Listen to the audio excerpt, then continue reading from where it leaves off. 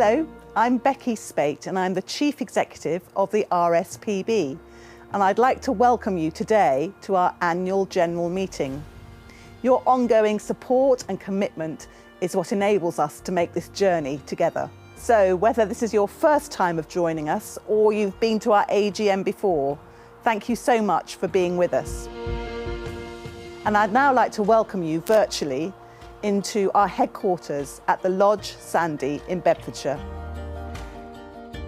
Here at the RSPB, we have been campaigning for nature since 1889. Our mission is not just about conserving wildlife, it's about ensuring that future generations can experience the wonder and joy that comes from connecting with nature. As one of 1.2 million members, you are making a difference. At the Lodge, I find it easy to get lost in the beauty and the diversity of nature. Places like these are a testament to our commitment to protecting and enhancing vital habitats for wildlife. This AGM is an opportunity to share the successes to date, to discuss some of the challenges ahead, and to explore the exciting opportunities in the future.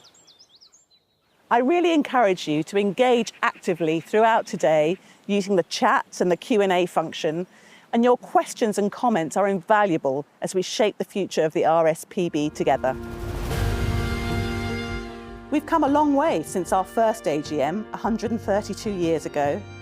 The RSPB has stood at the forefront of conservation, unwavering through recessions, wars, and most recently a pandemic. This is testament to our dedication to protecting and restoring nature, but we couldn't be here without you, our valued members. We've held our AGMs in locations all over the UK, but for now, we must think of the future.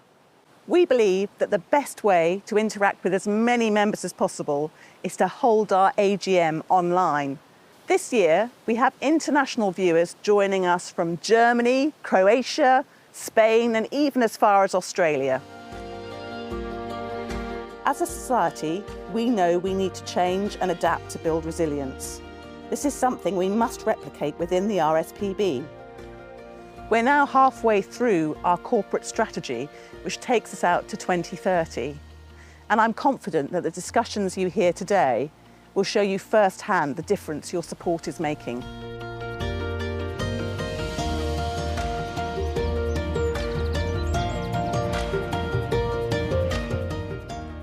Thank you once again for being here today.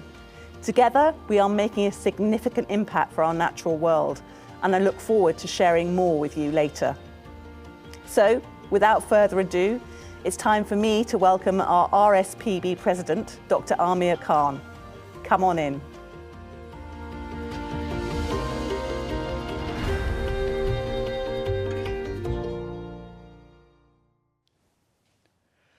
Good morning, everyone. Welcome to the 133rd Annual General Meeting of the RSPB. Whoop, whoop.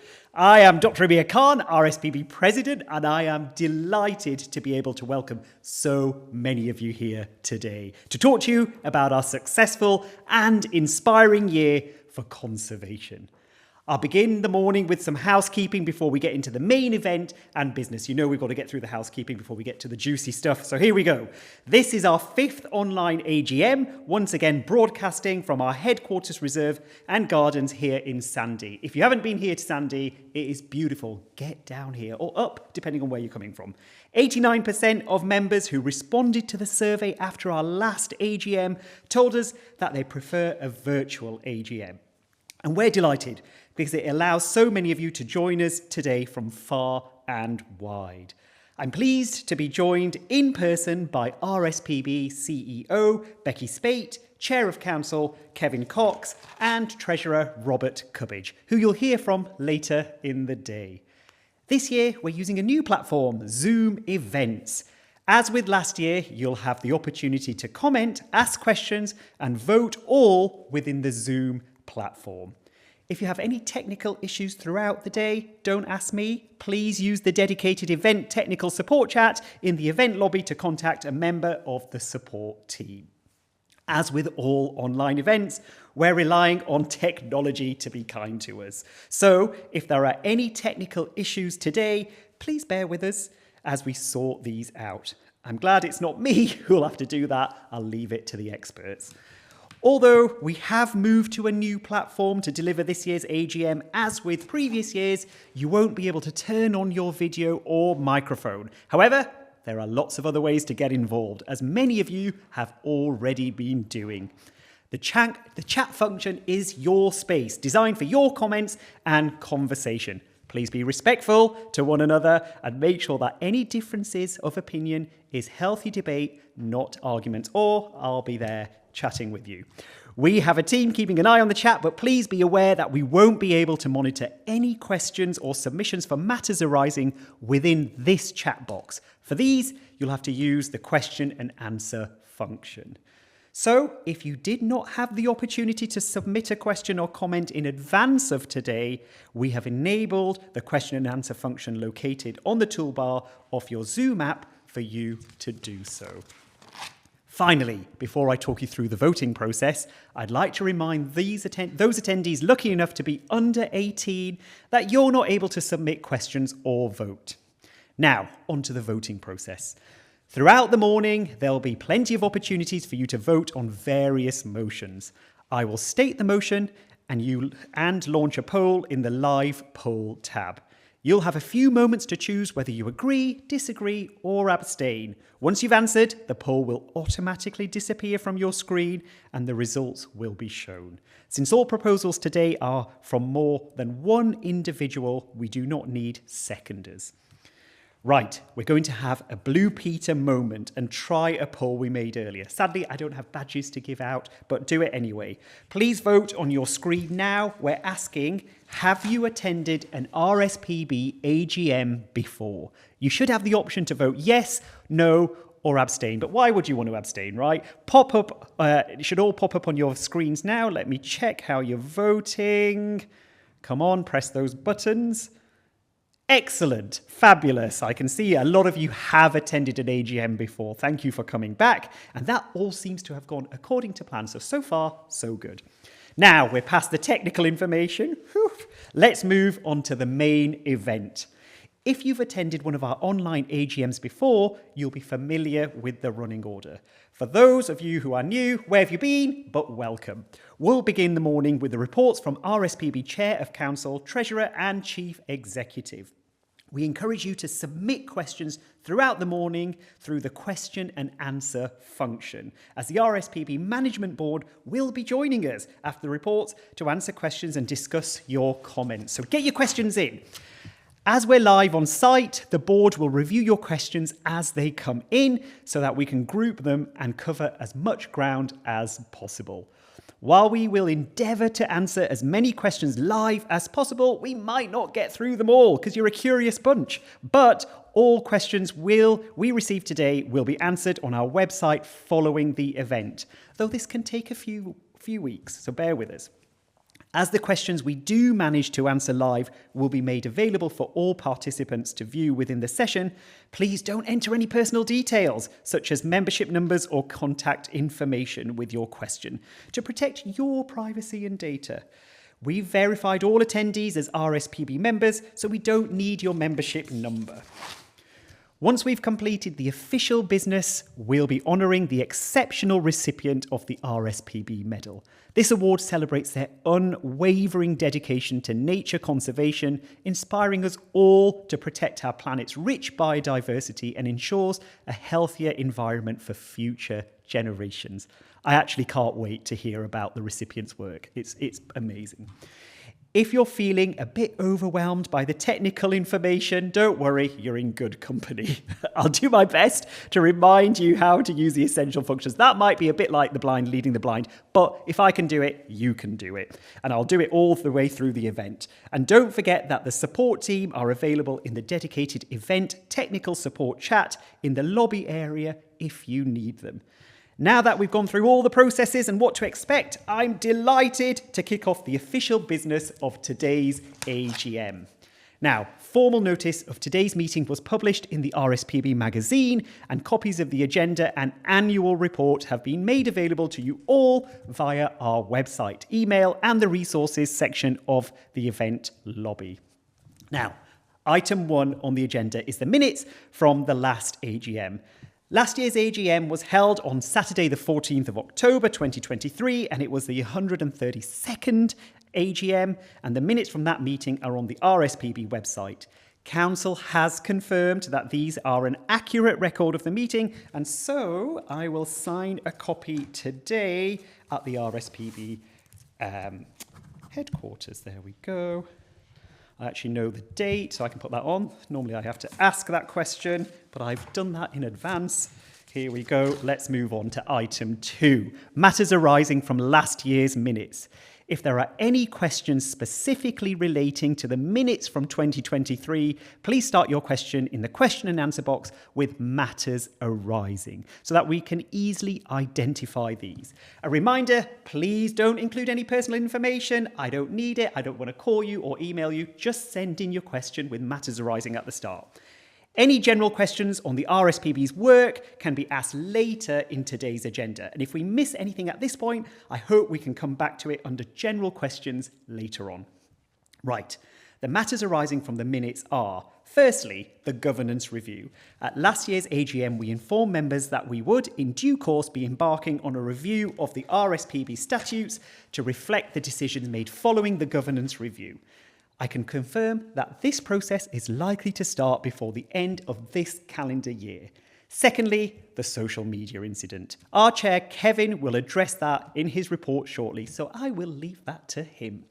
Thirdly, Gough Island. I will give a brief update now, and we will include a full report in the Q&A document published on our website after the AGM.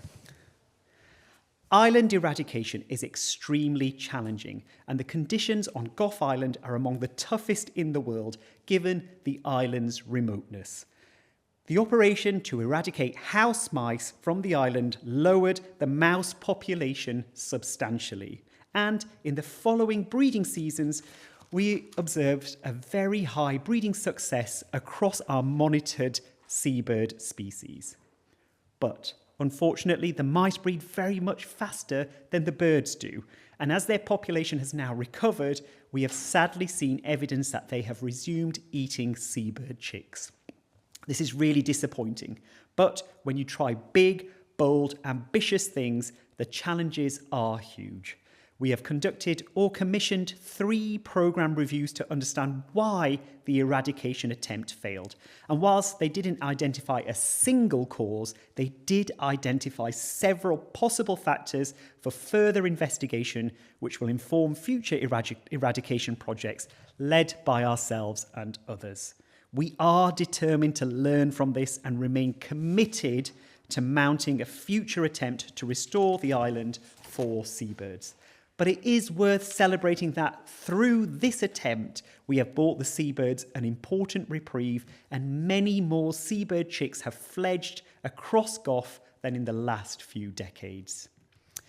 Now, for your matters arising questions. We have actually had a matter arising question, so I'll hand over to James to tell us more about it.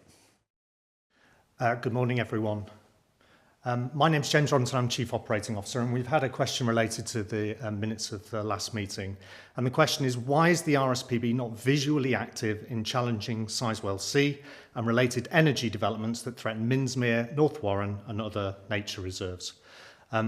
So the first thing I would say is that, just to remind everyone, that the RSPB knows that Sizewell C, the new power station at Sizewell C, will have a detrimental effect on the wildlife of the Suffolk coast, and especially at our really important nature reserve at Minsmere. Now, in 2020, we joined forces with the Suffolk Wildlife Trust to make our objections absolutely well known. And later in that year, we launched our Love Minsmere campaign that many members will have supported. Our e-action got about over 100,000 signatures, which was great to raise the awareness of the issues. So we have been very public about our objection to this.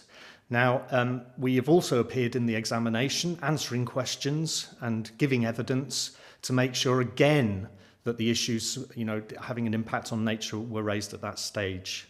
Now, we know a new power station at Sizewell has been consented, and we'll do everything we can to make sure that we can minimise any effects on the wildlife at Minsmere and across the Suffolk coast, as we would do with any other energy developments on that coastline. Back to Amir. Thank you, James. Now that matters arising have been addressed, we'll move on to item 3 of today's agenda. Don't worry if we fail to spot a question. We will try to return to it during the questions and answer session later in the meeting. And if we run out of time completely, we will answer all questions through the Q&A document we publish on our website after the event. So get your questions in. We will answer them one way or another. Item 3 is the presentation of the annual report and accounts. After the following 3 presentations, we will go into our question and answer session. This will be the section where questions relating to the report and accounts can be addressed. So please start your question with the word report if it's related to the financial section of the report. After those questions have been answered, we will then answer questions on the work of the RSPB in general. Please submit your question now to provide time for us to categorise them and respond shortly. On that note, I will hand over to Kevin, our Chair of Council. Thank you, Amir. Good morning, and thank you so much for joining us here today. As I do each year, I'd like to take this opportunity to thank you for your continued support and to look back over the past 12 months and highlight how much we've achieved and what still needs to be done. As an evidence-led organisation, information and data inform our work, and our conservation science underpins all that we do. Last autumn, the RSPB led a group of over 60 research and conservation organisations that launched the latest State of Nature report. The findings were stark. Because of human activity, following on from major changes to the UK's nature over previous centuries, the UK is now one of the most nature-depleted countries on Earth. The evidence from the last 50 years shows that the intensive way in which we manage our land for farming and the continuing effects of climate change are the 2 biggest drivers of this loss. These sobering findings are at the heart of the RSPB's mission. It's this that drives our work for nature recovery. However, the report also shows that we have a good understanding of what's driving change and that many of our conservation actions are having a positive impact. Alongside policy change, it will take all of us working together to halt and reverse the decline in nature. Big wins for nature take time and are frustratingly rare, but they are increasingly important. In January 2024, puffins, kittiwakes, razorbills and other threatened seabirds were thrown a lifeline. Finally, after decades of campaigning, the UK and Scottish governments closed the sand eel fisheries in the English waters of the North Sea and all Scottish waters. This significant change in policy comes after more than a quarter of a century of campaigning and advocacy by the RSPB and others. Overfishing for sand eels is one of the key contributors to seabird declines. Many species, including puffins, rely on sand eels to feed their chicks, but climate change and overfishing have vastly depleted sand eel populations, having a devastating knock-on effect on our seabirds. Although the European Union is challenging this curb on sand eel fishing, it's now been heralded as the single greatest action taken to support our most vulnerable seabirds. Last year, the latest seabird census found almost half of the UK's breeding species are in decline. More recently, the Arctic tern, Leach's storm petrel, common gull, great black-backed gull and great skua were added to the red list. The sand eel ban is a vital step in the long journey to recovery, and we must ensure that the government stands firm in face of pressure from the EU. Another huge win for nature this year was the passing of the Wildlife Management and Muirburn Act. This marks a significant moment in the history of land management in Scotland. This new legislation aims to put a stop to the illegal persecution of birds of prey, such as golden eagles and hen harriers, through the stronger regulation of grouse shooting. The Act also bans the use of snares and tightens regulations for the use of other types of wildlife traps, and gives greater investigating powers in relation to wildlife crime. In addition, a new system of licences will be introduced for Muirburn.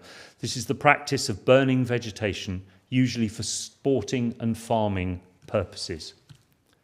The UK's peat uplands are globally rare ecosystems with the potential to lock away significant amounts of carbon, a natural solution in our efforts to tackle climate change. But burning, often for agriculture or game bird management, can cause major damage to these unique habitats.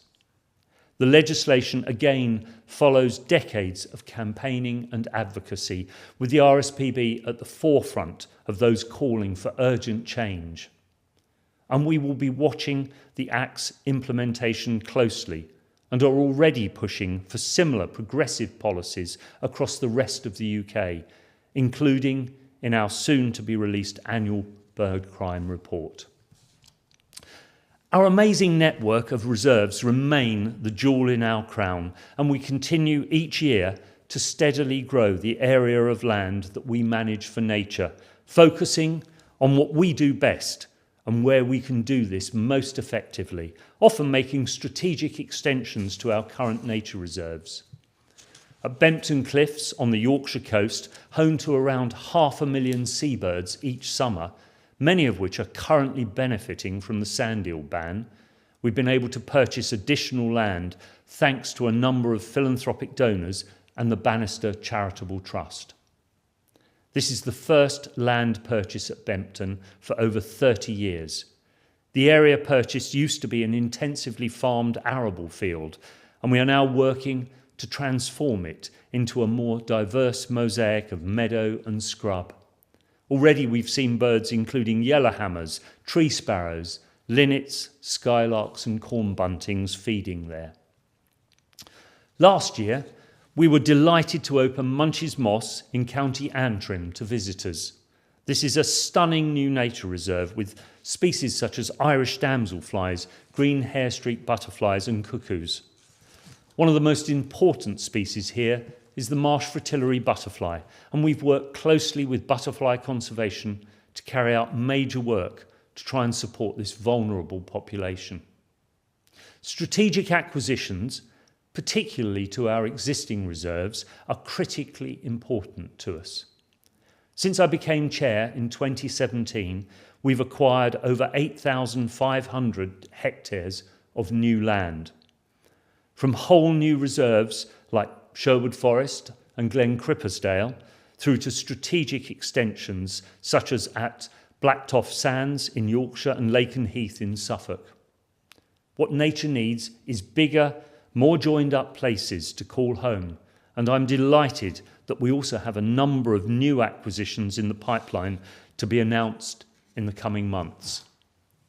I've been lucky enough to go to several RSPB sites across the UK again this year, with visits to Orkney, Shetland and Islay in Scotland, as well as a trip with the whole of RSPB Council to Vyrnwy in Wales to see the impressive peatland restoration work. On Orkney, I learned about the world-leading crucial work our team is doing to remove introduced stoats and restore these marvellous islands for ground-nesting birds. Orkney's community is dependent on its nature and beauty, with its economy buoyed by ecotourism. The impacts of stoats could have a devastating effect on both its wildlife and its people if left unchecked. This is no small undertaking, and last week we launched an appeal to help us secure some of the essential funding required to deliver a project of this scale. A similar undertaking is also underway in Northern Ireland on the island of Rathlin. The project to eradicate rats and ferrets is a world first. Rathlin will be one of the largest islands in the world to be cleared of rats without the use of helicopters, and one of the most populous islands to be restored. These types of projects, both at home and increasingly in the UK's overseas territories, are critical for the survival of the globally important seabird populations for which the UK is the custodian. There's more good news from South Asia, where the RSPB has been working with partners to reverse the calamitous decline of vulture populations. The final cohort of Nepal's captive white-rumped vultures was released into the wild, marking a remarkable recovery in Nepal for a bird that was almost wiped out. Meanwhile, in India, where vulture populations have stabilised, 2 more drugs that are toxic to these birds were banned. This is the first drug ban in India since diclofenac in 2006, and a positive step forward for vulture conservation. In spring 2023, severe drought in southwest Europe saw a larger than usual movement of water birds into the UK.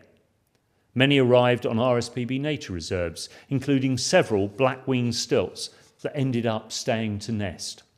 As a result, a record total of 13 black-winged stilt chicks fledged from RSPB nature reserves in England last year, and it shows the importance of our wetlands for species fleeing climate change further south.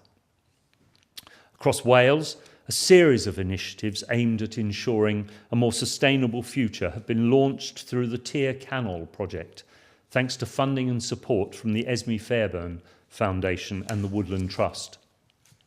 The project spans an area of mid-Wales between the rivers Dyfi in the north and Thridol in the south, and includes RSPB Ynys Hir.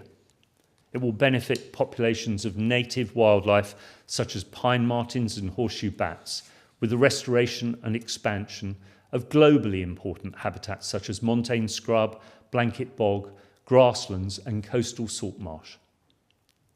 Finally, I want to update you on the outcome of the Charity Commission's regulatory review of our social media post in August last year, when the Westminster government announced plans to relax rules protecting our rivers and estuaries from pollution.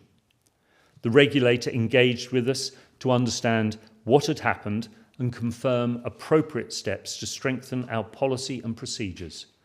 That engagement with the regulator has now concluded, with the Commission noting that the charity's trustees have taken sufficient remedial action and that it had no subsequent concerns. As my time as Chair of Council comes to an end, I'd like to take a few moments to reflect. The RSPB is an amazing organisation engaged in the most important mission of our time, saving nature. Only on a planet where nature continues to thrive is it possible for our species to survive. I've met some of the most committed, knowledgeable and passionate people, staff and volunteers, all dedicated to this great task. I visited many of the best places for nature, our reserves, across the 4 countries of the UK. I may never see some of the more exotic species that we are working to save, the Tristan albatross on Gough Island and the spiky yellow woodlouse of St Helena, but it's enough to know that they survive because of the dedicated work of the RSPB. I remain deeply concerned at the scale of the climate and nature emergency and how much must be done to reverse it. But I remain hopeful that with your help and support, the RSPB will continue to work tirelessly to deliver the positive change we all want to see. We'll continue campaigning for nature, holding those in positions of power to account, bringing species back from the brink of extinction, restoring landscapes, and inspiring millions of people to care about nature and play their part in helping to restore it. It's been an enormous privilege to serve as chair, and I wish my successor all the best in continuing to steer a course for the RSPB in an ever more unpredictable world. I'd also like to thank you for standing with us, for caring passionately about living in a world where people and nature thrive. We couldn't do it without you. Thank you. Thank you, Kevin. As you have heard, our work is delivering great results. Our science is world-leading, providing vital support to our policy and campaigning, which delivers tangible legislative change in all 4 countries of the UK. We're also delivering conservation at scale for the wildlife on our reserves, and by working others in partnership to deliver change across entire landscapes. As custodians of this incredible organisation, our job is to marshal our resources, your wonderful generosity and support, to deliver the greatest impacts for our cause in the most effective way. It will not have escaped any of you watching that the economy has not been in the best shape in recent years. This impacts us, and indeed many in our sector, in a number of ways, including rising cost pressures as suppliers put up prices and rising energy costs across our large estate. This also impacts on our staff, who see these cost increases in their daily lives, and we continue to invest in pay for our staff, who do such an incredible job for nature. We continue to operate in a difficult economic environment with no respite as our new UK government seeks to raise funds to balance the books. However, the nature and climate emergency will not wait for the economy to recover. So we have been working incredibly hard in 2 main ways to ensure your support is delivering the biggest impacts possible for our mission and that our longer-term financial sustainability is secure. First, we've continued to make changes to ensure our work is delivered in the most focused and efficient way possible, which Becky will touch upon later. And second, by growing our income in new and different ways to enable more conservation delivered at a greater scale. We could not do this without you. We are so grateful for the continued generosity of you, our members and supporters, at this time, enabling everything that we do. So, within this challenging external context, I am pleased to report that we have seen another strong year, with total income increased by 3.1% on last year, which resulted in a 3.9% increase in our expenditure on charitable activities. We made a small surplus of £4 million last year before a deduction for actuarial losses, and our free financial reserves went from £49 million to £42 million over the year. This represents 13 weeks of free reserves, which is within the range set out by Council and provides a good level of financial resilience as we continue to operate in this period of economic uncertainty. Our total income increased by £5.2 million to £169.9 million. It is vital that we continue to demonstrate to you, our members and supporters, the impact that the projects we are working on are making for species and landscapes, to inspire and draw people to the RSPB. Memberships and subscriptions income increased by £1 million to £54 million. Last year, we saw the strength of your support in helping one of our Scottish reserves recover from a devastating wildfire.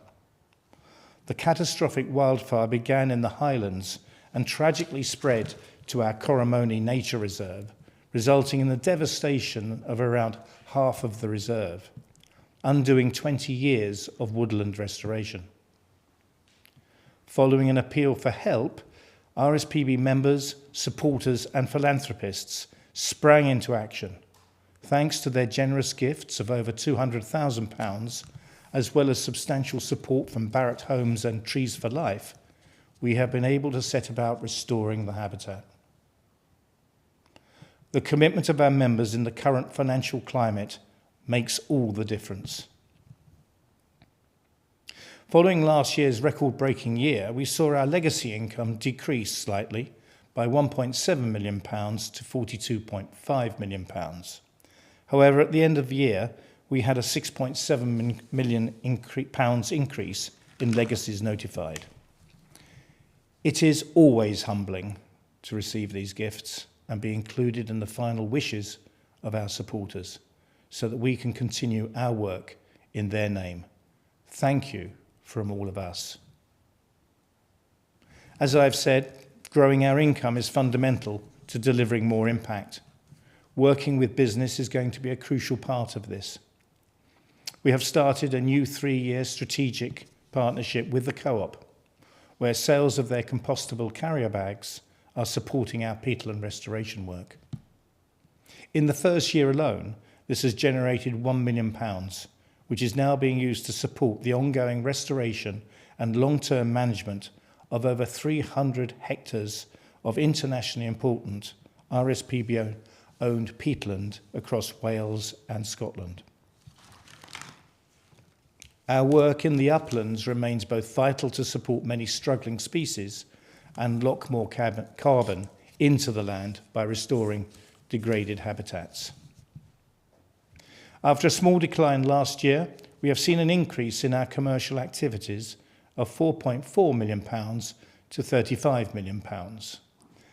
2 new cafes have opened at the Lodge and Dee Estuary, joining those opened last year at Conwy and Frampton Marsh. Across our network of reserves, our food and beverage and retail sales have increased by £1.7 million, with 1.8 million visitors being welcomed.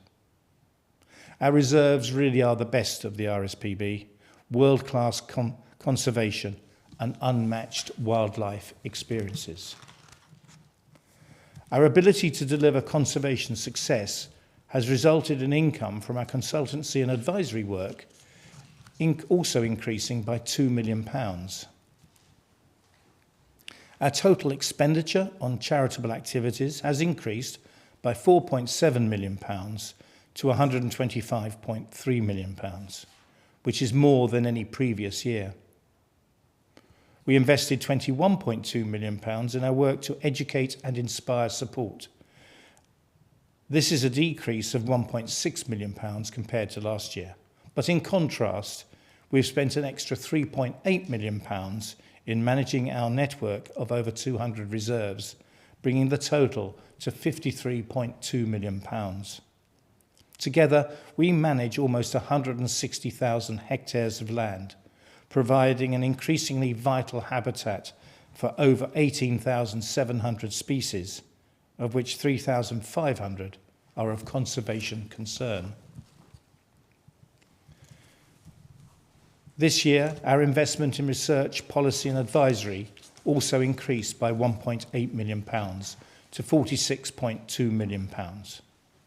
Kevin reflected that the State of Nature report is one of the most influential and important reports for setting the agenda and bringing public and political attention to the nature and climate emergency. We also published 116 peer-reviewed science papers, all of which provide the evidence decision makers need to act.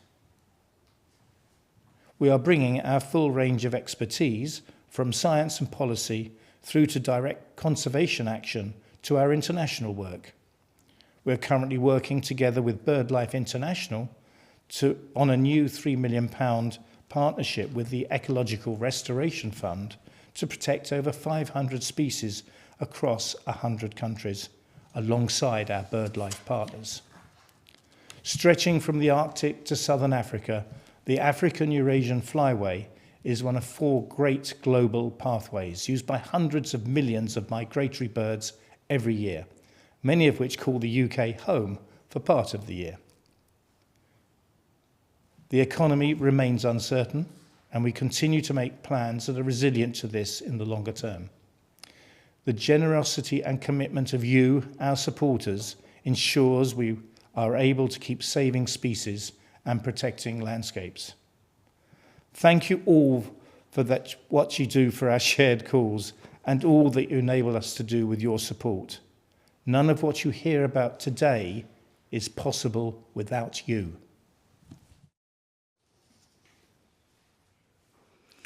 Thank you, Robert. Good morning, everyone.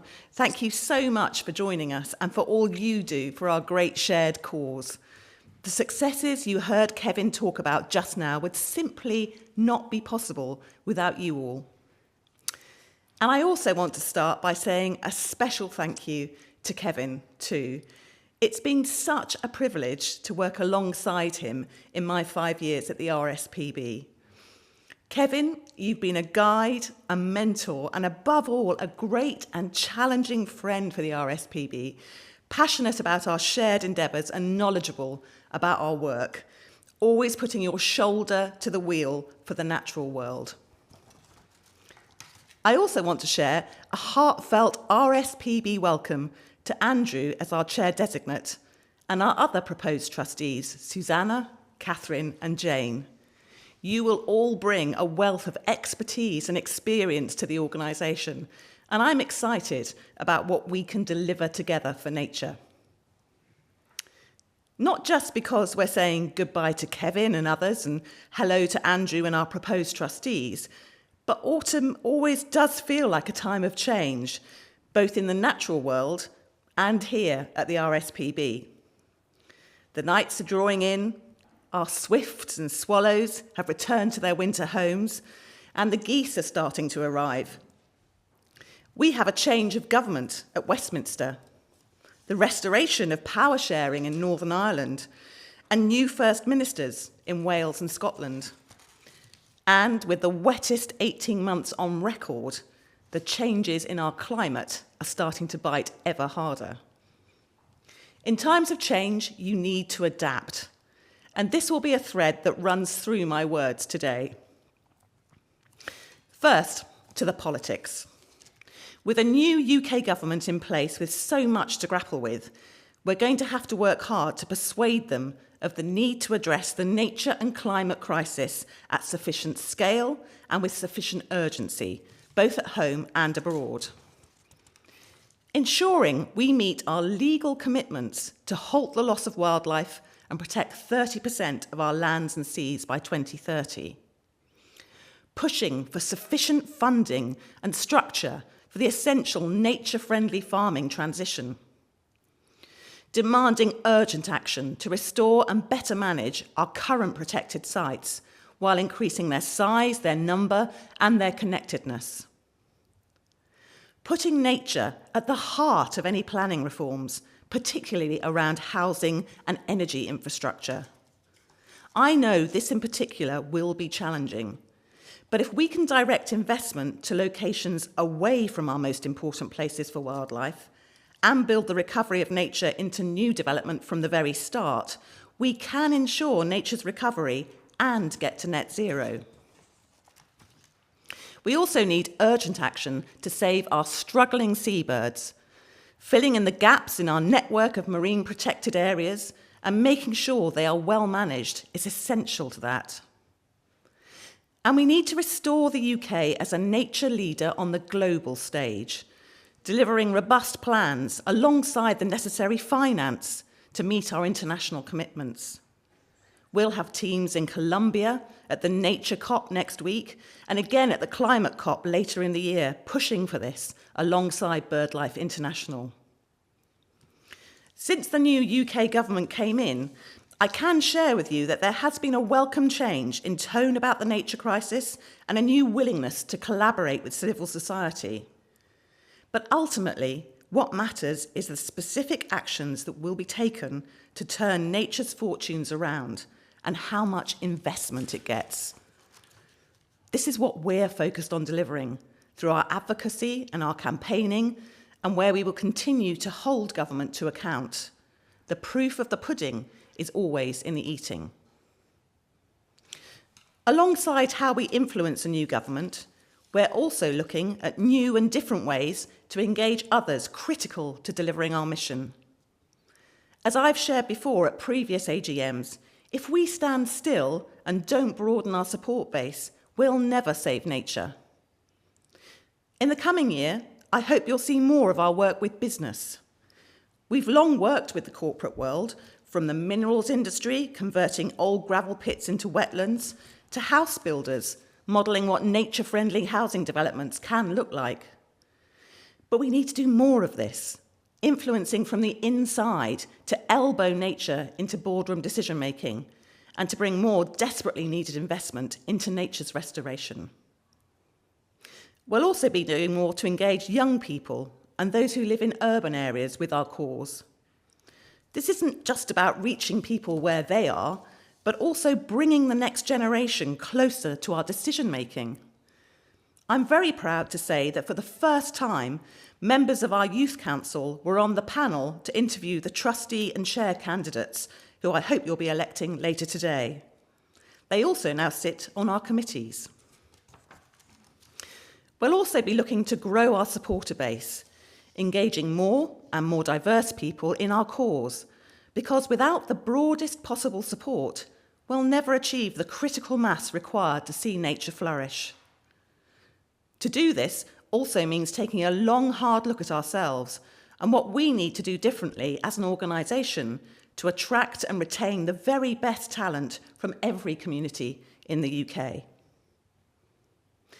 Taken together, this is all part of the evolution of the organisation which we set out in our 2030 strategy, ensuring we're best placed to deliver for birds and wildlife at the scale needed. But this isn't easy.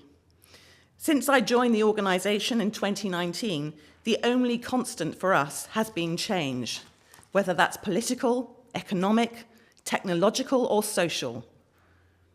As an organisation, we're finding we need to adapt faster to the ever-changing outside world and be ever more focused on where we can have the most impact at the biggest scale. One example of this is that we, like every other charity, business and family in the UK, have been managing our way through a period of serious inflation. Today, and at our recent AGMs, Robert, our Treasurer, has detailed that we're in a sound financial position. We are. But inflation has impacted our cost base in particular. Like you've no doubt found at home, everything costs more than it did 2 years ago. Our income has continued to grow strongly, but not at the same rate as our costs have grown. This means we must focus on our long-term financial sustainability.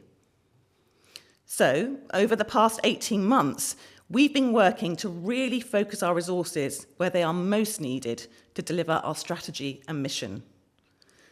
This has already resulted in some changes, for example, closing some of our least used offices, changing our suppliers, and some of you opting to receive a new digital version of our magazine, which I'm delighted many of you have found to be as engaging as the print edition, not to mention cheaper and better for the planet for us to produce. Our incredible nature reserves and what we deliver for nature on them make up the largest proportion of our financial spend each year. So this has meant working really hard to focus on what each site's unique contribution to our strategy should be and how best to invest our members' incredible generosity in the best way possible to deliver, frankly, more birds on more nests and more landscapes restored at scale. Our 200 plus nature reserves, our staff who work on them and our incredible volunteers who do so much really are the beating heart of what we do, and that will always be the case. But in the coming years, this will likely mean some sites focusing primarily on their incredible conservation outcomes, while for others it may mean boosting their profile as a visitor destination to engage more people in our cause, and reducing facilities at some sites where they're proving simply unprofitable. We have to take a more deliberative approach, and we are currently consulting with affected staff and volunteers on our proposals. Focusing where we can have the most impact for our cause really matters, because the crisis facing our natural world demands more from us every year. So I wanted to share just a few of the big initiatives and bold partnerships that teams from across the RSPB will be leading in the coming year. In England, we've just launched a major new programme of work to restore and create vital coastal wetland habitats at more than 10 sites across southeast England, from the Solent to the Norfolk Broads, for the benefit of threatened species, including lapwing, redshank and common tern. At Lake Vyrnwy in Wales, our vast blanket bog restoration continues, with this past spring the team reporting the first probable golden plover breeding record for 40 years. After so much hard work to restore it with partners, we're celebrating that the flow country in the far north of Scotland has joined the Serengeti and the Galapagos Islands as a World Heritage Site. We'll be doing even more to protect and restore peatlands across Scotland in the coming year. And in Northern Ireland, our work to save the seabirds of Rathlin Island continues apace ahead of the next breeding season. Internationally, we're delighted to have been awarded the first multi-million-pound Darwin Strategic Grant to establish biosecurity measures across a host of UK overseas territories in the Caribbean.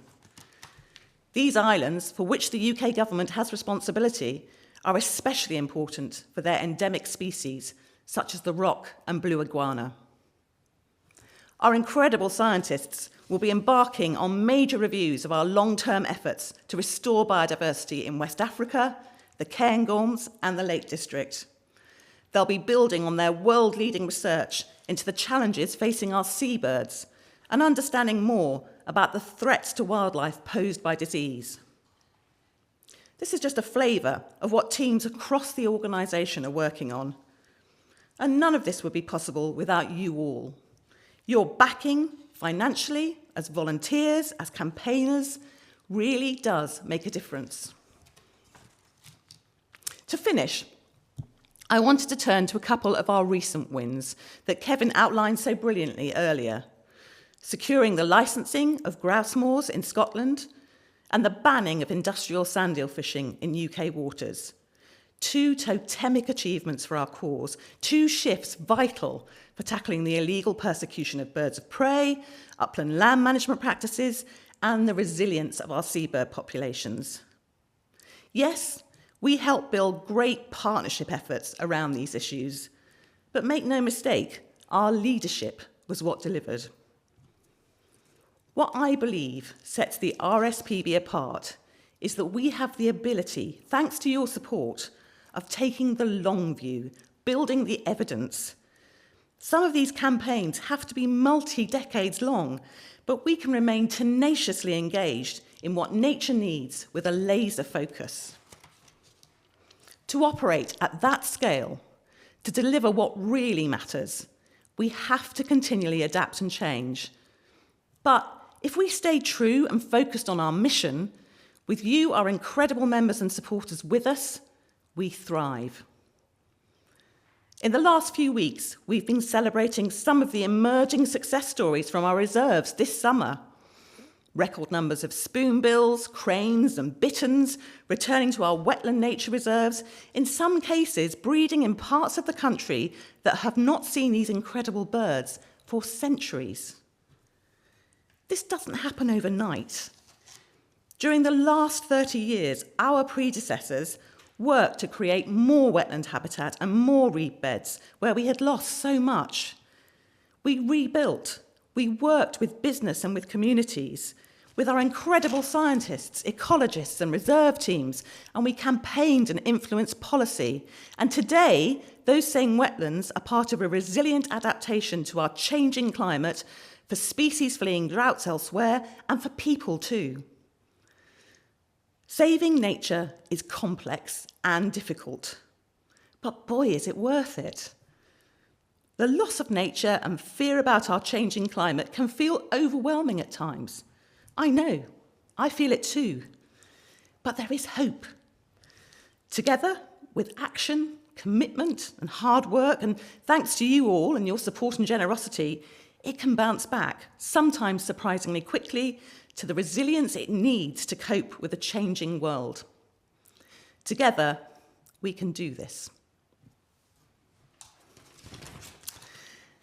I'm always really encouraged and inspired by the breadth and impact of our work that's only possible with your support as members. To highlight some of the amazing work we've achieved, we have a short video now on some of the RSPB's highlights across the UK.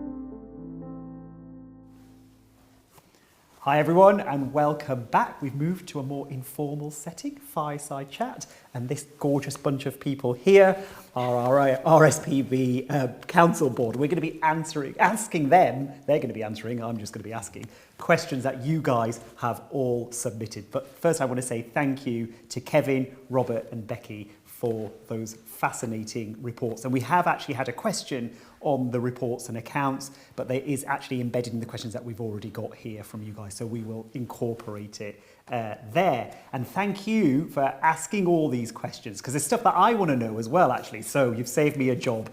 So let's get started, shall we? So James, we're going to start with you. Now, this is a question that's come in. We all know that many species of birds are endangered, whereas others are thriving.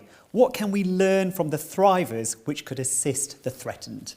Yeah, it's a great question because it's kind of fundamental to how we prioritise our conservation work. So we know there are generalist species, ones that can survive in a variety of conditions. Pigeons, feral pigeons being a really great example, that actually don't need any conservation action because they're doing all right themselves. It's actually the specialist species that we tend to focus on because they need special ecological conditions to be able to survive, thrive and recover.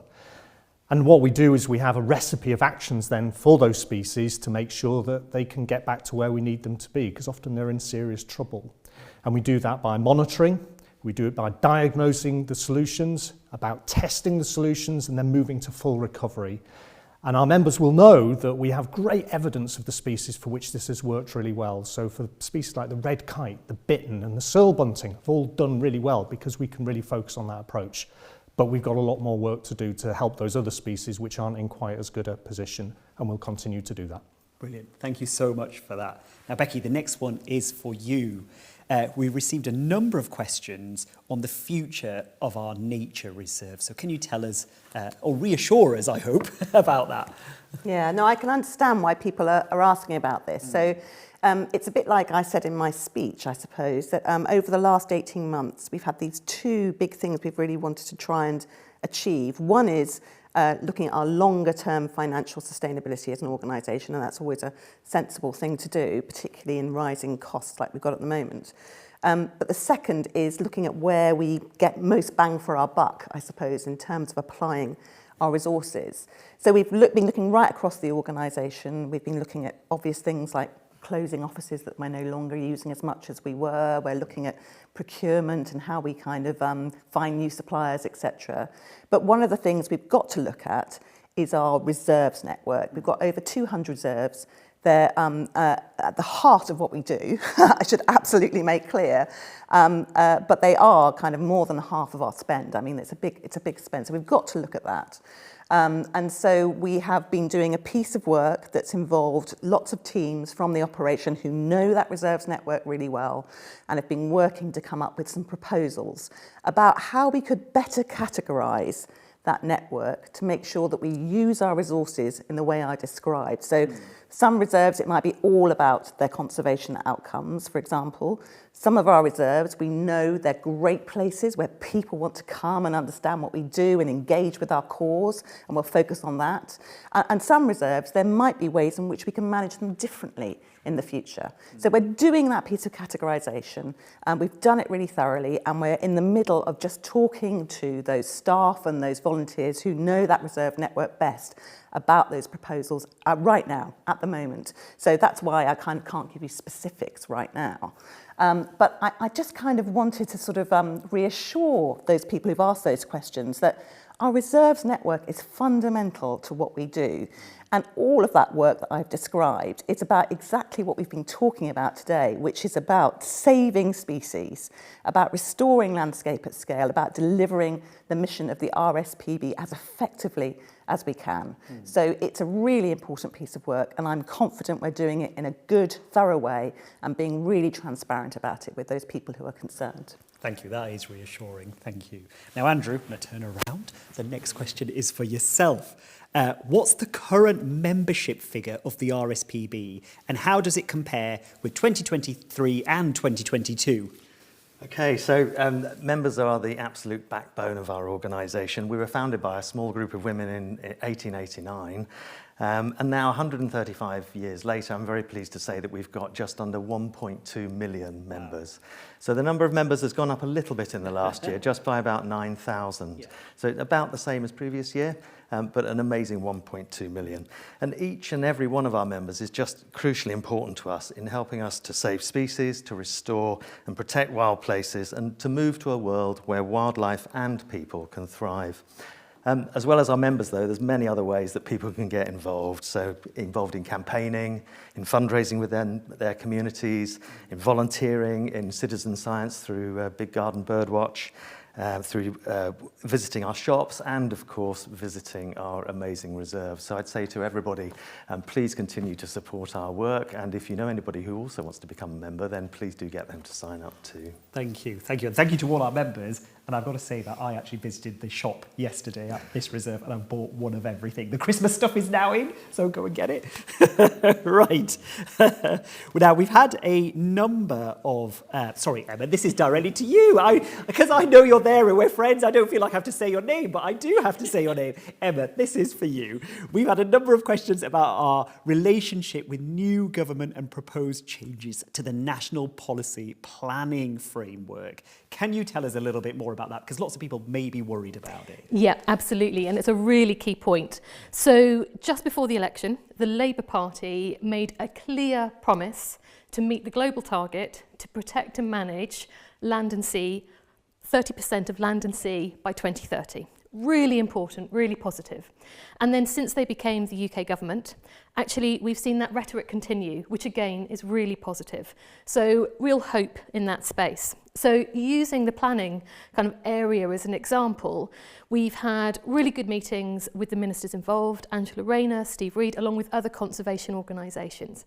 And that's really continuing the narrative that you can do the planning to benefit the economy and to benefit nature. And they are listening to our evidence, our expertise, which is really important because we have a lot of that.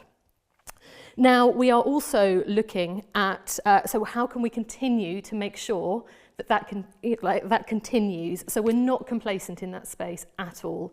So we're continuing advocacy behind the scenes, continuing to meet with ministers, and we're also continuing to campaign. So making sure that not only do ministers understand the evidence, but they also understand how important nature is to the whole population. And we've got an e-action available on the website right now, which people can complete for their local representative, telling them how much they want nature at the heart of planning. And we know that done well, it can work in harmony, but we've also experienced when it does it badly, it's irreversible damage. So we know the solutions. We're not complacent. We need to make sure that the protected places, we have the right development in the right place. We need to make sure that we are funding the bodies who have to do this, so making sure local authorities have the expertise and the government agencies have the money to enforce and monitor. We need to make sure that we are putting nature in right from the start into the legislation, not as an afterthought. And we need more protected spaces. So from our ancient woodland to our seabird breeding sites like Lundy, we need to make sure those places, the most important places, are protected. So we have hope, but we are not complacent. That's good to hear. It's all about working in harmony, Completely. isn't it? Thank you. Now, James, coming back to you, what is being done to clamp down on hen harrier persecution? I know lots of people feel really strongly about this. So what are we doing? Yeah, it's a very important issue for the RSPB. I'm sorry to say that persecution continues to happen, and we need to stop that persecution to see our hen harrier population recover. Now, we tackle this in a variety of different ways. One of the ways, we'll soon be publishing our annual bird crime report, and that allows us to promote what is happening out there and to keep this issue high up the agenda, because it needs sorting out, and that'll be coming out soon, and we'll provide new evidence of persecution incidents across the UK. The second thing we do is we have a really strong and effective investigations team, and these guys are out there. They are working tirelessly to try and catch those criminals who are persecuting those birds, and they do that in close collaboration with the National Wildlife Crime Unit and police forces across the whole of the UK. Now, the last thing that we're able to do is to look for the laws which will hopefully stop this forever. And we've heard today about the new laws in Scotland, which are licensing grouse moors there. That's great to have that in place, but we need licensing for game bird shooting across the whole of the UK. And we will be pressing for that, as we have been over the previous years, to make sure that that is in place in all countries. And hopefully that will see the end to this particular conservation issue. That would be a happy day, wouldn't it, when we do see the end of that? Thank you. Russ, we haven't come to you yet, but this is a really important question. Why do we need to keep so much money in the bank rather than buying more reserves or land? Thank you. Yeah, that is a really good question. Thank you. So we're a large, complex organisation, and we need to hold financial reserves that are proportionate to that scale of size and complexity. We have a policy to hold between 8 to 16 weeks of cost cover in financial reserves, and as Robert described, we are within that range. We need to do that because that enables us to respond in the event of an emergency, such as a severe cyber attack or other type of business disruption, without which we just wouldn't be able to continue to operate. And so we need those levels of contingency to continue the great work that we do in the event that an emergency happens. However, we do buy land. So Kevin mentioned the acquisition at Bempton, and this year we've bought land at Ness and Grey Lake as well. And we have a couple more significant deals that we're working on that we really hope to be able to announce soon. Fingers crossed. So we do buy land frequently and we will continue to do so. Okay, brilliant. It's good to hear, actually, and I'm glad you mentioned Bedford. I know I'm not allowed to be biased, but it is my favourite reserve because it's Yorkshire. James, we could be back to you next. Should we be pulling back from the international work and focus on just UK work? Yeah, well, our international work is, of course, a major part of our strategy, which leads us to 2030. You know, what's really important is that we continue to do that work to have the impact that we know we can have.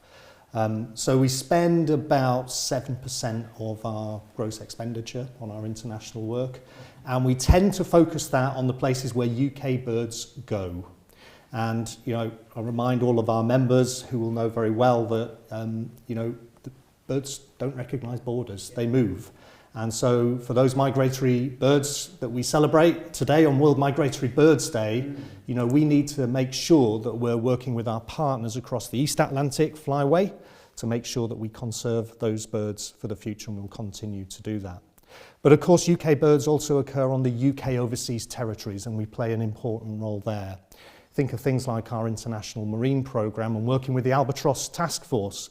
Great success there. You know, we've reduced, you know, the deaths of albatrosses in some of the South African fisheries by 99%. Massive, massive conservation win.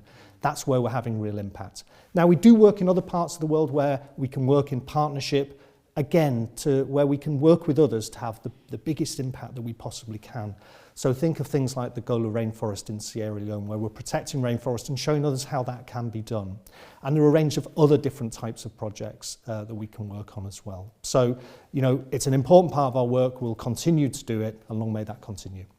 Thank you for clarifying that, and thank you all for answering those tough questions. You're a tough bunch out there, but thank you for getting your questions in. If we haven't had time or chance to answer your question here today, please send them in and we will get to them at some point and put the answers on the website. Now, I must say that one of the board members, Katie Jo Luxton, isn't here today. She's lucky enough to be in Kazakhstan at the BirdLife Conservation something event, I presume. It's not in my script somewhere. Anyway, she's there. But thank you again. And you are now going to watch a short video on the council and the importance of it while we just kind of readjust ourselves. So we'll be back soon.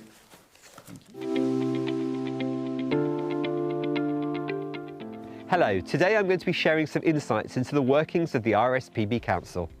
The RSPB Council is elected by members to ensure that the charity is carrying out the purposes for which it is set up, thinking about the long-term and short-term health of the charity and the delivery of its missions.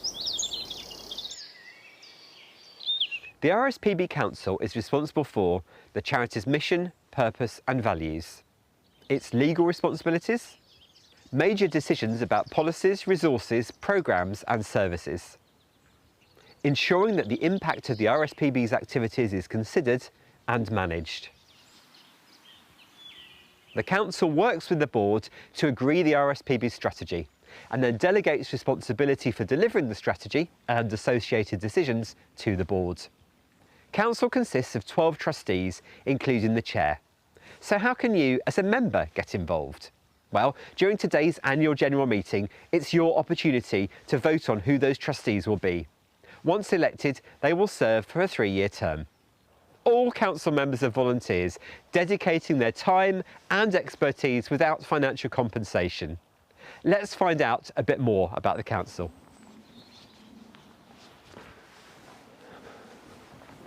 Eka, tell us about your role. What do you do? I am the governance manager for RSPB, and what I do, and I would like to say we, because I work together with my team and not just me. So what we do is ensure that there is governance process all around the organization. So whether it is the council, the smooth running of the council, smooth running of the board, the executive board, governance is the machinery that allows for the smooth running of an organization. We need that to make our conservation happen, don't we? We've got to have that. We do. So why do we have a council?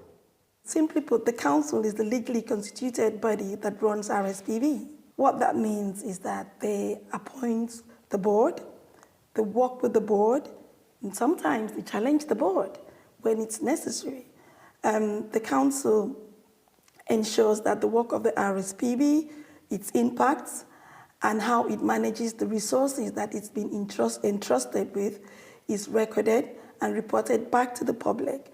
This includes our regulators.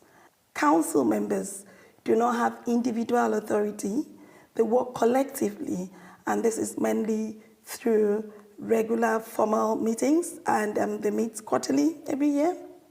What I find fascinating about this is that we have so many brilliant volunteers that work for the RSPB, huge number of volunteers who help us get our work done, which is brilliant, but it's a huge amount of responsibility. How do we manage all that work? They do work with the support of different committees. So we have 10 committees that supports the council in its work. The first 3 committees are made up mostly of council members, and you have the financial committees. So the financial committee, they review the financial plan of the organization to ensure integrity in its stewardship and also in its reporting. And then you have the Audit and Risk Committee. The Audit and Risk Committee, as the name implies, scrutinizes the audit management framework of the organization to ensure robust controls. And then we have the Nomination and People's Committee.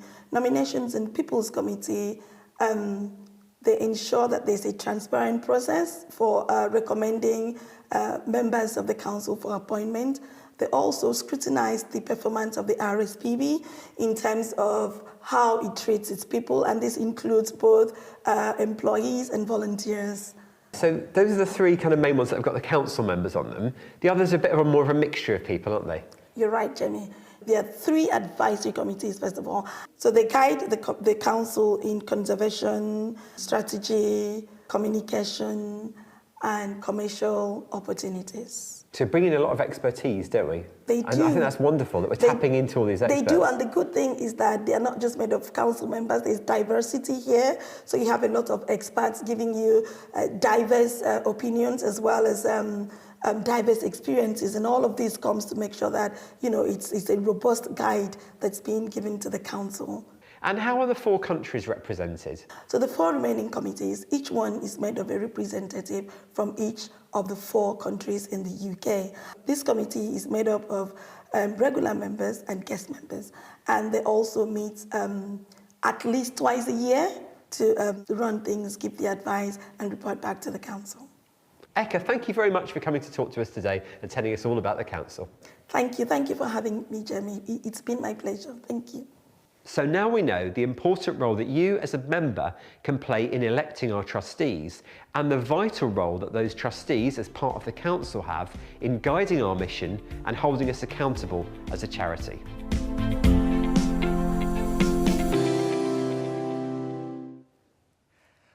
Welcome back, everyone. We are moving on to item 4, when Council proposes that members receive the accounts contained in the annual report. Exciting stuff. Now, a poll is now on your screen, and you will have a few moments to choose from 3 options: agree, disagree, and abstain. Get used to me saying that quite a lot because there's a lot of polls coming up, and I'll be repeating that. As a reminder, if you are under 18, you have the gift of youth, and I'm very jealous, but it does mean you are unable to legally vote in our AGM. Sorry, guys. The poll should now be open on your screen, and we invite you to vote for one of the 3 options. Now, to ensure you have time to make your decision and account for the delay between my speech and what you see at home today, I'd like to take a moment to let you know that the events team have been very busy, not only organising this year's AGM, but also planning a range of exciting events for members next year. The plans are now being finalised, so please do look out for more details in the RSPB magazine next year. Right, let's have a look at you beautiful voters. What have you done? As I can see, the results are now in, and I can declare the annual accounts for the year ending 31st of March 2024 duly adopted. Thank you very much. Now, item 5 is the election of the auditors. We are proposing to continue with the audit services provided by Crowe, and therefore Council proposes the reappointment of Crowe LLP as the Society's auditors. Once again, the poll is open. You have a few moments to choose from the three options. A bit like the chase, isn't it? Time's running out. This time, to ensure you have time to vote and the results to come in, I want to take this opportunity to let you know that after the AGM, you will receive a survey from the team via email. We really want your feedback. Please, come on, just take a few moments to fill it in. And all things AGM will be on there. You can tell us what you think. The insights are invaluable to us. So let's have a look. Do you want these auditors or not? Yes, you do. Thank you very much. You are now able to, well, I am now able to see these results, and you have voted yes. So I'm really happy about that. Let's move on. We are keeping those auditors as they are. Item number 6. When I confirm that John Mason, who is already a member of council, will take on the role of chair of the Country Advisory Committee for Scotland, since Vicky Nash retires from the council at this AGM. Now, before we move on to item 7, the election of new members of RSPB Council, I'd like to acknowledge the contribution of our departing council members.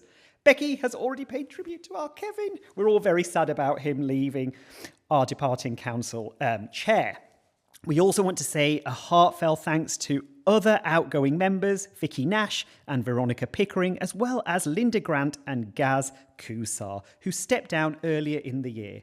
John Randall, Jim Sloan and Keith Jones are also sadly leaving us all for health reasons. Thank you all for your valued contribution to the work of the RSPB. Okay, item number 7, the election of 3 new council members.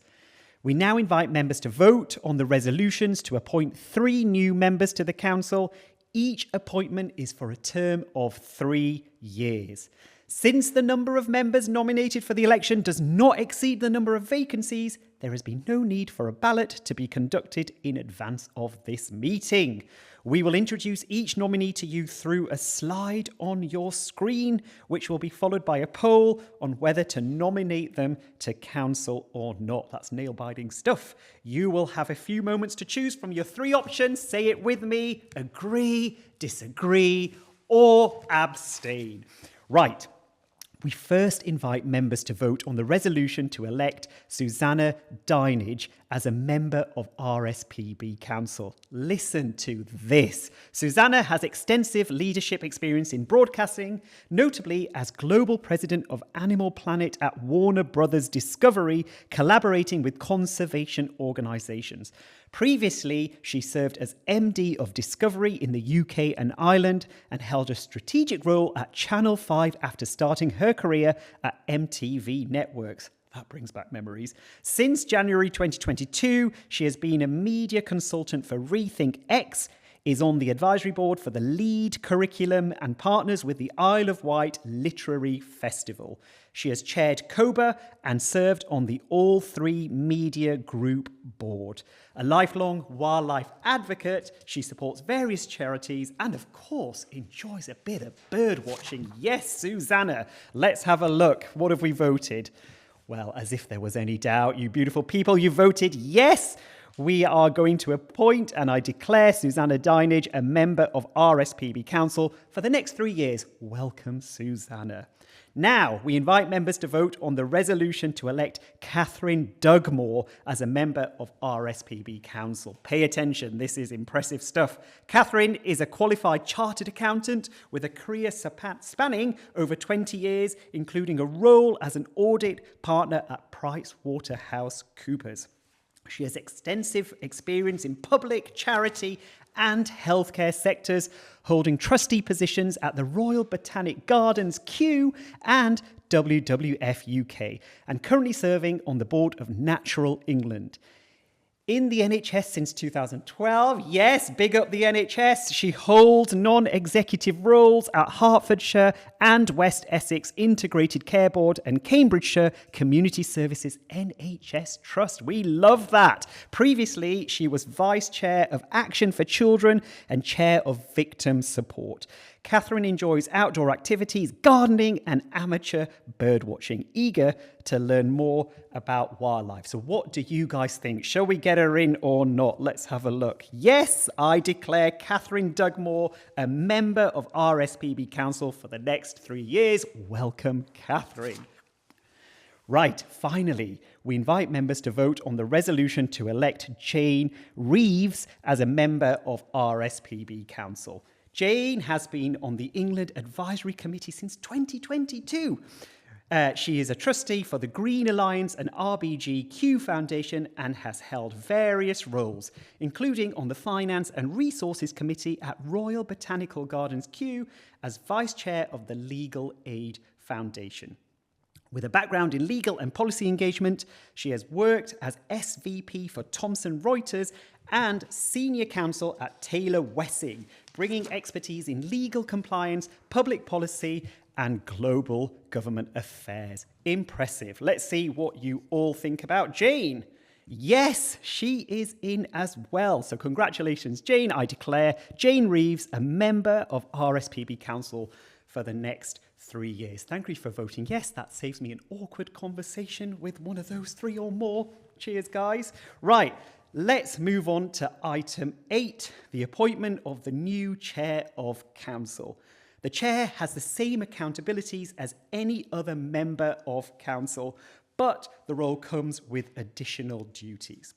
The chair leads the council in its role of setting the direction and strategy of the charity, ensuring that it governs effectively in the service of the charity's vision and mission. They lead in an inclusive way, supporting the council to work well together and providing support and challenge to the chief executive and the executive team. So we now invite members to vote on the resolution to elect Sir Andrew Khan as the chair and a member of RSPB Council. The appointment is for a term of 3 years in line with our governance reviews as reported at last year's AGM. Since the number of members nominated for the election does not exceed the number of vacancies, there has been no need for a ballot to be conducted in advance of this meeting. As before, first we will introduce Andrew to you through a slide on your screen, which will be followed by a poll on whether to appoint him to the position of chair of the RSPB. The poll's now open. Look to the right, it should be there. You have a few moments to choose from your favourite 3 options: agree, disagree, or abstain. Let's have a look how you guys are voting. I am really pleased, and I declare Sir Andrew Khan chair of the RSPB for the next 3 years. I feel like everyone there deserves a round of applause. Brilliant stuff. Thank you so much for voting as well. I'm delighted to extend this warm welcome to our new chair and council members. As discussed at last year's AGM, the council will be reduced to 12 members. Information about our council and its members can be found on our webpage, and this will be updated in accordance with today's outcome. I also like to note that members interested in joining council or one of our existing advisory committees should keep an eye on the RSPB website, where information about the roles available and the skills, knowledge, experience and diversity needed will be regularly updated. We are particularly interested in hearing currently from members in Wales and Northern Ireland. So where are you, Wales and Northern Ireland? Get interested, apply. Please look at our council page for more information. Now, item number 9. This is what I've been waiting for, if I'm being honest, where we have the pleasure of presenting the RSPB medal to its inspirational recipient. I'm now going to hand over to Becky for these honours. Thank you, Amir. The RSP medal is awarded in recognition of major achievement in the cause of nature conservation. And I'm absolutely delighted to announce that our medal winner this year is Dr. Ewan Dunn. Ewan has been at the forefront of marine policy and seabird studies for over 30 years. He joined the RSPB in 1994, becoming our principal marine advisor. And he retired in 2019 after 26 years with the RSPB. Ewan was responsible for wide-ranging policy development and advocacy on the interactions between fisheries and marine birds, both nationally and internationally. At European level, a key focus of his work was the promotion of environmental integration in the practice of the common fisheries policy, notably fisheries with low environmental impact, fisheries management measures for marine protected areas, and the impacts of climate change on marine food webs.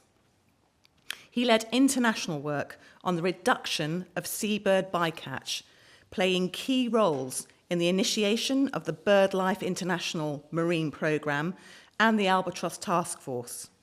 And he helped to shape an ecosystem approach to UK fisheries policy after we left the EU. He was the go-to expert for journalists across the UK on UK marine issues. His dedication and passion played a significant role in the decision of the UK and Scottish governments earlier this year to close sand eel fisheries in the English waters of the North Sea and all Scottish waters, respectively. This was an historic legislative moment and one that Ewan set in motion back in 1996 when he attended a groundbreaking meeting in Bergen, Norway. Ewan's initial paper over 20 years ago and committed work since has secured momentous change and extended a lifeline to our seabirds at a time when they face multiple threats from overexploitation of fisheries, marine development such as expansion of offshore wind, climate change affecting food source availability, and in the last few years, highly pathogenic avian flu. Ewan has represented BirdLife International on the North Sea Advisory Council and chaired its Ecosystem Working Group. In 2007, he received an MBE in recognition for services to marine conservation, including his work on BirdLife International's Save the Albatross campaign. Ewan was hugely respected by those who worked with him, including for his natural aplomb with fishery topics and his ability to visualise the path through complex scenarios. He had an ever-positive approach, inspired those around him, and was always able to harness people's energy into remarkable results. He continues to share his expertise with RSPB colleagues in his retirement. And so I'm delighted that Ewan is able to join us in person today to accept the RSPB medal. Thank you so much, Becky, for this prestigious award. It's such an unexpected honour and pleasure. My planktonic stages were in Aberdeen. My father was a fisheries journalist and his father a trawl skipper, so the sea is in my blood. I was obsessed by birds from childhood, so I joined the Junior Bird Recorders Club, and I vividly remember proudly submitting my observation of a waxwing picking raisins out of leftover Christmas pudding. After a zoology degree at Aberdeen, I migrated south to Durham in 1967 to start a PhD on the feeding ecology of terns on Coquet Island, and that opened my eyes to sand eels as the engine of the food chain. When I joined the RSPB in 1994 as Marine Policy Officer, I was very fortunate to stand on the shoulders of the Society's hard-hitting campaign against the local sand eel fishery in Shetland in the 1980s, where Arctic terns were failing spectacularly year after year. But meanwhile, in the wider North Sea, the massive Danish-led industrial fishery for sand eels processed into livestock feed was running amok in what I would have called a management vacuum at the time. So in 1995, we called this out in our report, the RSPB's Vision for Sustainable Fisheries, which declared that unless properly regulated, that sand eel fishery should be banned. And our first big win came in 2000, when the European Union agreed to close a huge area of sand eel fishing off the Firth of Forth, where kittiwakes were in free fall. And that was the first ever EU fisheries measure to use a seabird as a proxy.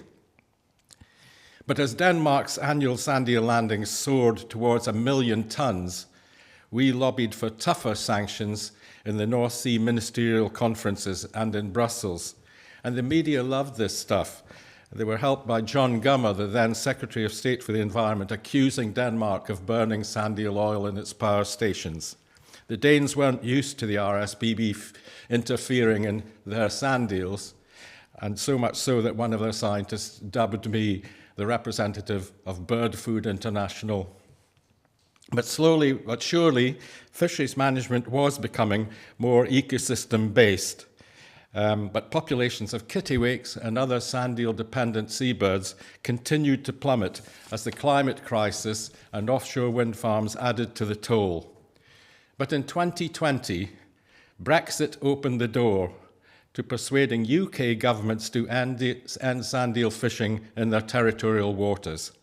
In the following year, our Revive Our Seas report set out the case for closing the fishery north and south of the border, and the Marine Policy Team, of which I'm very proud, along with a formidable demonstration of people power, that's you, finally got the ban over the line this very spring. It's taken 30 years. It's been a long haul, it's still being challenged, but in Becky Spate's words, it shows what the RSPB can do when it keeps its eye on the prize with hard work, luck, and sheer bloody-mindedness. I'm so grateful and privileged to have had the opportunity to see this momentous policy shift through, in concert with the RSPB's well-oiled machinery of science, advocacy, communications, media, coastal reserves, its membership base, the whole machine. It's been a long game, and there's still work to do, but as Barbara Young once put it, 80% of success is just showing up. Thank you, Ewan, and congratulations. A well-deserved award and inspiring words. I told you it was worth listening and waiting around for that. Amazing stuff. And thank you, Becky, as well. The final item on today's agenda is the date of the next annual general meeting. So get your diaries out now. Next year's meeting will be held on the 4th of October, 2025. Further details will be published on our website next year. All that's left is for me to say thank you so much for joining us today and for your continued support of the RSPB. Honestly, we are so grateful. We have enjoyed seeing your questions, comments, and discussions, and we're hugely encouraged by the large numbers who have joined us today and hope you'll be part of next year's AGM. Thank you and goodbye.